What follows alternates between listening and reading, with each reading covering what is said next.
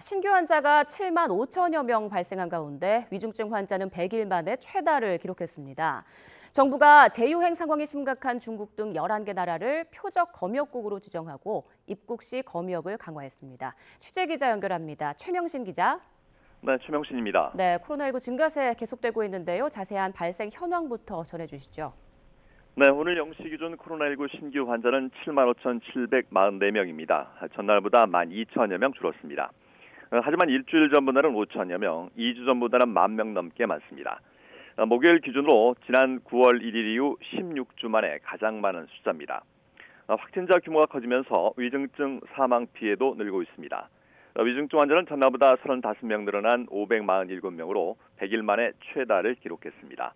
코로나19로 숨진 사람은 62명 나왔습니다. 특히 위중증 환자의 88.3%와 사망자의 98.4%는 60세 이상 고령층입니다.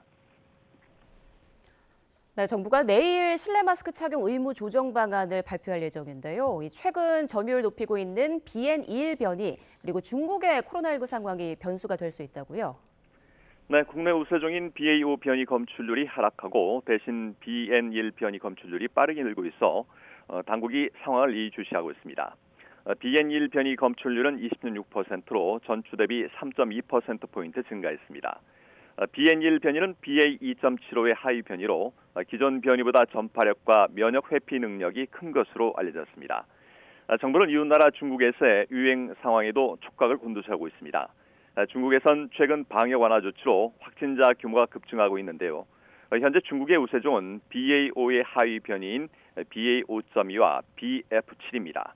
여기에 최근 9개 성에서 미국과 유럽에서 크게 확산한 BQ1과 BQ1.1 변이가 일부 검출돼 긴장감이 높아지고 있습니다. 우리나라는 BF7 변이 검출률이 4%로 아직 낮은 수준입니다.